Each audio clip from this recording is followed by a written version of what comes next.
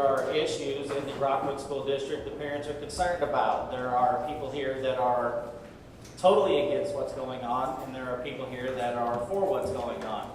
Everybody may have their voice heard, but we ask that everybody be professional and civil. There are cameras here, there are representatives here. Let's act like decent, concerned citizens, and let's have a civil conversation and let these guys know what your concerns are. Either way, we will talk about the issues that are going on in Rockwood. I don't care what the political motivation is behind it. If you're going to take away political motivation, then it has to be all political motivation.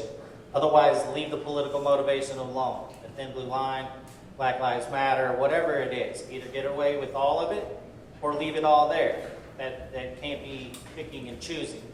Whatever it may be on those issues. Well, it's nice to meet you all. I love that you've brought together people who may disagree on this issue. I think that that's such an important thing for our society to be able to come together for civil discourse, to have a conversation. So really tons of respect for what you've accomplished here. My name is Mayan Bartning, and I'm the president of the Foundation Against Intolerance and Racism, or FAIR. We're a relatively new organization. I'll tell you a little bit about myself, and then I'm going to walk you through about a 12-page presentation. I am anti-racist. I'm 100% opposed to racism. I'm a product of people from two very different cultural backgrounds coming together and loving each other and having children. So that's my personal background. Today, almost 70 years after Brown versus Board of Education ushered in the civil rights movement, there is an urgent need to reaffirm and advance its core principles. To insist on our common humanity. To advocate for fairness and understanding. I want to thank everyone for inviting Senator Koenig and I here today. You might know or you might not know, I'm the chairman of education in the Senate and also the chairman of the Joint Committee on Education. Senator Koenig is also on the Education Committee, so we spend every Tuesday and more, but every Tuesday at noon we have an Education Committee meeting, and that is where we discuss different kinds of legislation that have been brought forth by senators and by representatives, and we talk about education, what's going well with it, maybe some of the things that we think could be improved, and it can get to be a pretty spirited discussion at times. As you can see, and as all of you are here today, I believe that education is the sort of the underpinning of society. Well, really, the foundation of society to me is Christian belief and relationship with God, but I understand that, maybe not everyone is there, but secondly, when you send your kids off to school and they spend the majority of their formative years there, that can either go well or it can kind of not go so well. And we lead such busy lives that now that something like this has arisen, and it's come up in a lot of different communities, people are kind of surprised. Parents are shocked, and they can't understand maybe why some of these things have gotten into the schools. So this was all brought about from COVID. So when you were at home and maybe your students were learning online, you started kind of getting a little bit of a view into the classroom and maybe seeing things that you didn't agree with. And I think that has been sort of building and building and building, and now it's come to community meetings and really a sincere look and review of what we are doing in our school. So that's a little bit of background. I'm from Northeast Missouri. This is my first term as a senator. I wasn't in the House, but I did think that we had things in our society that seemed to be going in the wrong direction. And maybe I'm old-fashioned, but I think it's the school's job to give our kids an education in the ability to think critically. They should teach them how to think, not what to think. They should teach them to read.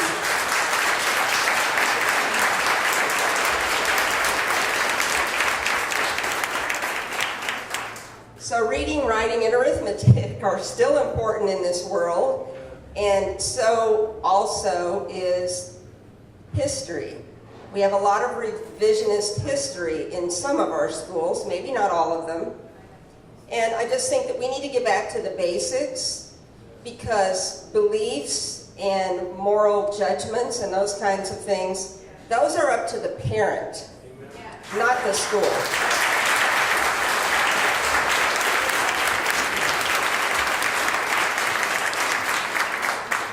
Now, speaking a little bit on behalf of the schools, you know, some parents have kind of checked out from their kids. And I do believe that a strong society depends on strong families. Strong families make our nation successful. If you have dysfunctional, splintered families, then you start seeing a growing government. And government will start making your decisions for you, which is something I detest. I'll just be frank with you. It's not government's job to get into your life and your kids' lives and start making your decisions for you.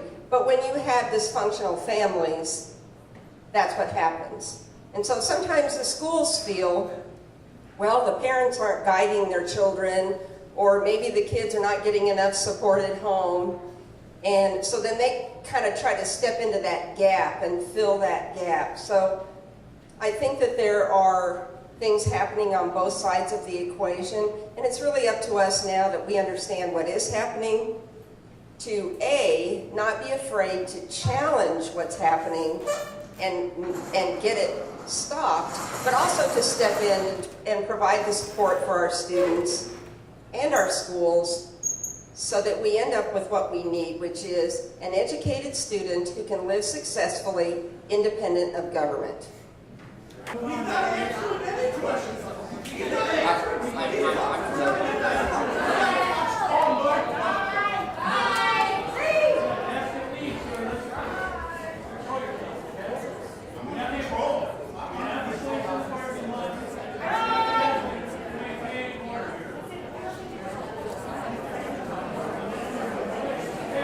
All right, we're going to have another question. So while we're dealing with this,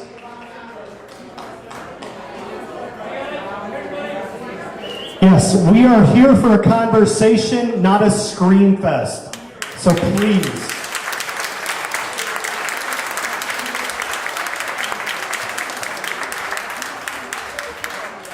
So, can you guys hear me? I'm going to ask her to speak loudly.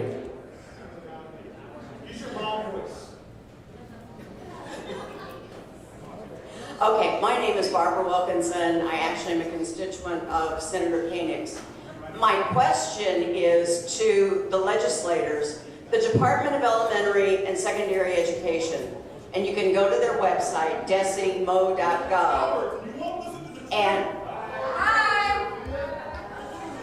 so my question is related to the work that the legislators are discussing in the Education Committee vis-a-vis the standards that have been approved and established by DESE.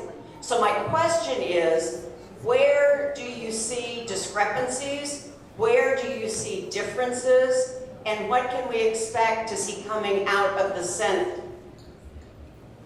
Sure. So one thing is when DESE comes down and sets standards, that doesn't necessarily mean that it's the curriculum that they're setting. Each school district is going to have their own curriculum.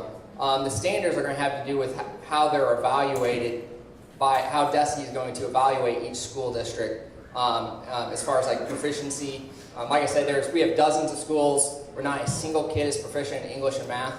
Also, another thing I wanted to address is I really wanted to I have the House Bill 349, which would really provide choice for parents to go to another school. But also, I wanted an appeals process within the current structure. So I filed Senate Bill 352, and it's very simple. If something's being taught that you don't approve of, you have a right, this bill would give you a right to go to that school district and opt out of that. And if the school district doesn't do it, then they have to pay you $1,500, or you get to keep the greater of your real estate taxes.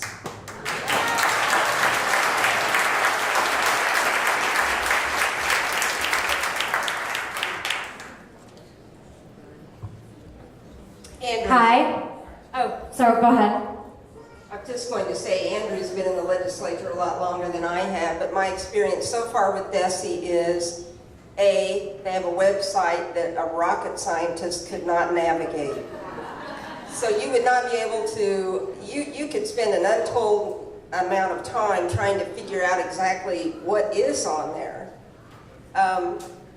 Secondly, DESE is funded by the legislature. So to me, it's like a lot of government departments. It has kind of grown and grown and grown until you kind of get away from the core mission of what the department does. And I'll just give you one little example. So this year we had a lot of schools who didn't want to open because of COVID. Well, after an amount of time had gone by and we realized that you had a 99% chance of surviving COVID, and we had a lot of working parents who could not figure out what to do with their children, and the schools were receiving millions of dollars to cope with COVID and open up safely. And a lot of schools did open up. A lot of schools fought to be open, but then there were a lot of schools also who just said, no, we're not going to open up.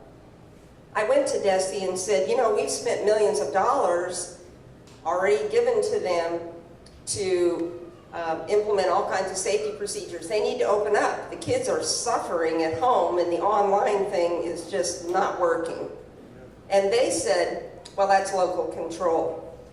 So I think there's really kind of a disconnect between really what I thought DESE was supposed to be doing, which would be setting standards, assessing results, reporting to the legislature, and they're kind of off on, you know, a tangent. And so that's one of the things that we're looking at.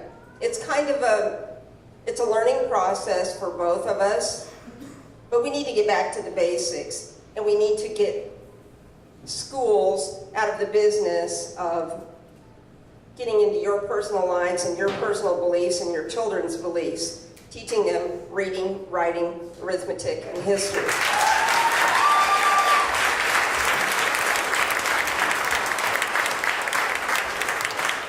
Hello, my name is Marlene Kovacs. I drove all the way here from Clayton because critical race theory is rampant in Clayton School District.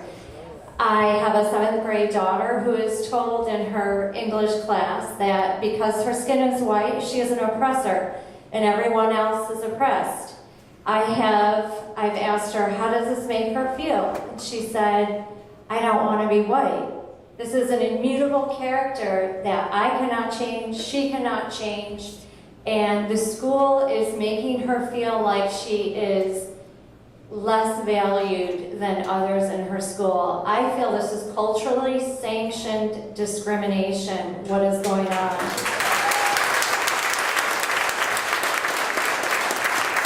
And school choice is great. I am not opposed to it, but can anyone tell me what school in the St. Louis County area is not teaching critical race theory? It doesn't help me. Please, can the legislature help protect our children? To me, this is child abuse.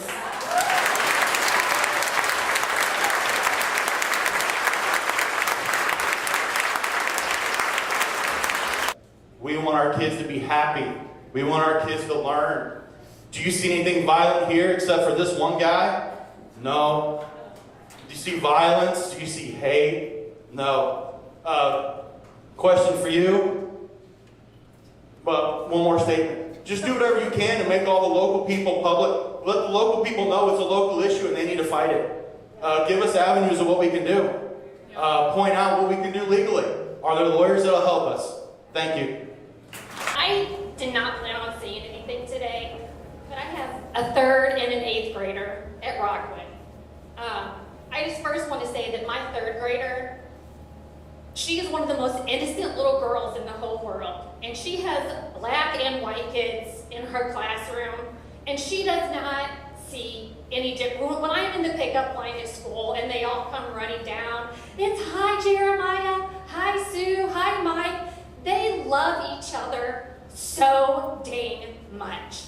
And when I hear people calling us racist, because it actually hurts my heart, because I have raised my kids to love people and to accept people no matter what. And just because I do not want critical race theory taught to my children in school does not mean that I'm a racist, damn it.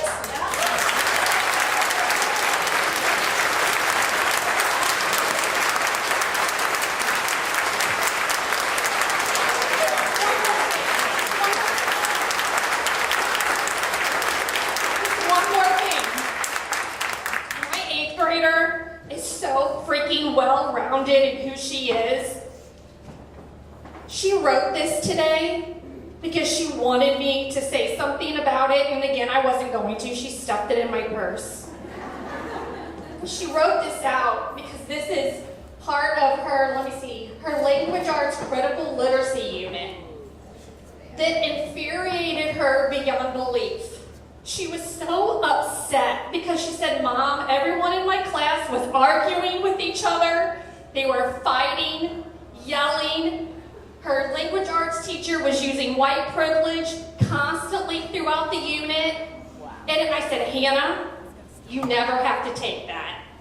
You know what privilege my daughter has in life? She has 2 loving parents at home that will support her and love her till the day she dies. And you know what else? We love God. And I love you no matter what color your freaking skin is, or whether you're a Democrat or a Republican. And you all, guess what? My name is Crystal Domagowski, and if you want to hit me up on Facebook and harass me, you can. There are a couple bills that are moving forward. There's my 352, which I've attached to several different things, which would give parents a right to make an appeal and make sure that stuff that they don't view their kids should be taught, they would have a right to get out of it. And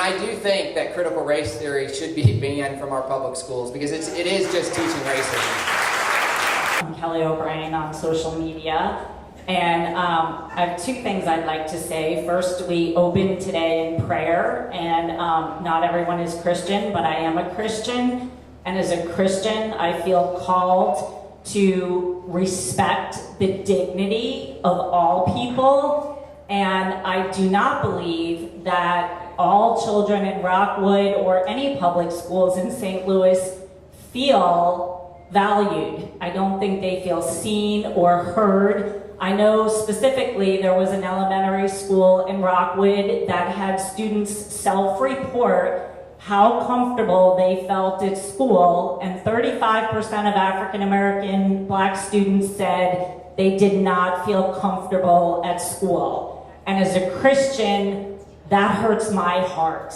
And I also heard talk about revisionist history, and I would say there is no black and white history. There's history based on your reality and your perception. And we talk about slavery, but slavery was replaced by Jim Crow laws. And if you study the history of St. Louis, there is redlining. There was racial segregation. There were realtors who had racial covenants where they were told not to sell to Black families. And we need to understand that history. We need to understand that our perspective as white people is not everyone's perspective. And if you look around this room, I'm not a mathematician, but I would say it's 98% white. And that is not the reality of our society. It's not the reality of our public schools. I feel like this is an echo chamber of white people. And I would also like to say, because I feel like the word white privilege comes up a lot, what white privilege means is that you are not judged based on the color of your skin, and other people are. Thank you. I am not calling anyone a racist. I am not calling anyone a racist. No, I did not. I did not use the word racist. Simple question, when you said you don't want revisionist history, my question is, who gets to decide what history is? There are different perspectives of history. You said, you don't want religion being taught in school, but you want other perspectives. This is a different perspective on history that's being taught. I agree with you. I mean, there's Hold on, folks. I agree with you. Every country, every society has stuff in their past which is absolutely, bad stuff, and I'm not opposed to teaching. Yeah, there was redlining happening in St. Louis at one point in time, but that's not happening now that I'm aware of. If it is, put an end to it. I don't know what else. I think there's a difference between teaching things that actually happened in history, both the good and the bad, understanding and giving kids the understanding that no human being is perfect and there have been mistakes made. But I do think America is the greatest country on earth. And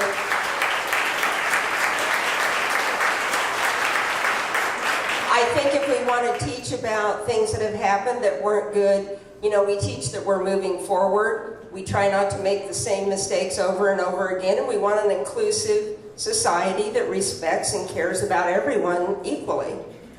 We don't teach that one group or another is good and bad and that kind of thing, and that's kind of what's happening, in my opinion. I've been in the Rockwood School District for 7 years of my life. I went to LaSalle Springs Middle School, then moved up to Eureka, and I'm about to graduate. I have a very simple question for you guys. I have been in Rockwood for a very long time, and I have never once been told by a teacher, administrator, or fellow student that we were being taught the words critical race theory in school. Before this conversation arose about this specific event, had never heard the words critical race theory ever in my life. And I'm very active in the education system about how we treat minority students and how we go about approaching racism within Eureka and Rockwood High School. My question for you guys, how would you, in your own words, describe critical race theory and how exactly is it being taught in school to students?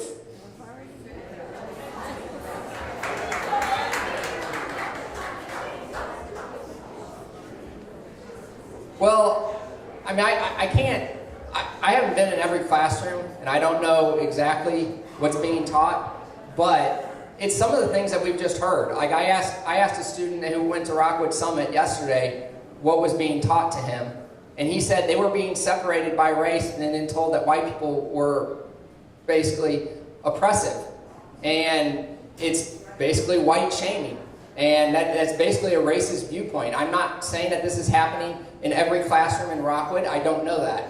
But it is something that is starting to infiltrate a lot of the public schools. It's happening in Webster.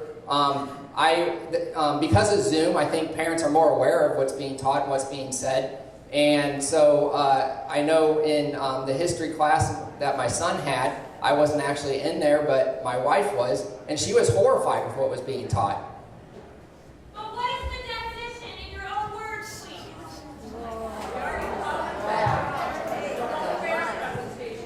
I think critical race theory is something that is based on the belief that all whites are inherently racist, whether they know it or not, that the entire society has been designed and built up with white supremacy in mind. And if you want to know a definition for yourself, a great place to go to read about it is at City Journal. They are online and they talk about a lot of current issues, and they talk about critical race theory. My name is Amy, and I am a resident of Wildwood, so I'm part of the Rockwood School District. And my heart's full of optimism when I hear all of you all say that race is not a factor and you're not assuming someone's character by the color of their skin. I think that's absolutely wonderful, and we should all give credit to that. As a person of Asian descent, I was adopted by a Dutch family. I am an American. My guiding light is the Constitution, and I am a damn patriot. But I also know that for years, I have been judged by who I am. Yes, I have. And if you just let me speak, I would appreciate that. 4 years in middle school at a private school, kids would wear Made in the USA t-shirt because I was joking to a friend. In daycare in Wildwood, my child, when she was 4, another child in the class said, I don't want to play with you because I don't like the color yellow. This is in Wildwood. This is exactly. It is the parent. I am not saying it is all of you wonderful people. I am not saying that. But it is real. It is happening. I have received private messages about going back to China, even though I'm not Chinese. I have been told that I have brought the virus. I am not the virus, okay? All we want is just a little acknowledgement of what is happening. I'm not saying force it down each other's throat in a school, but it's just an acknowledgement of what is happening. It is real. Whether you like it or not, it is happening. It is happening and is real. So if we're not going to do CRT, if we're not going to do 1619, if we're not going to choose for our children and understanding and promote critical thought of the first Immigration Act of 1882, or with the year, the first shores of slavery in Virginia, what curriculum can we provide our kids of what real historical events happened in our U.S. history, your U.S. history, my U.S. history? What is acceptable then? So, I think I have to maybe give you the same answer I gave a while ago, but I will add this. No, there's no perfect place on earth. There are no perfect people. I've had people say things to me that were hurtful and ugly, and I understand that sometimes that happens in our life. But I think when we talk about history, we need to instill in our students, our future leaders of our country, that we do have a great country. There have been mistakes. There's always going to be mistakes. But it's the way that it's taught. And I think you understand that. I think everybody understands. No one in this room is going to say that there aren't some people who do things they shouldn't do, who say things they shouldn't say. We all know that. But we don't want to tell our students that we are basically a horrible nation that has to totally and entirely focus on all the wrongs to people without letting our kids know, but look how far we've come, and look at our future and how we can each work to make it a better future. And then we have a teachers union that's too powerful for us to beat. Probably because only 14% of us show up to vote. But what are we to do, and how close is school choice actually? Is it just another empty promise, or is that something that's actually going to happen? Because 40% of my property taxes go to pay people that are lying to me.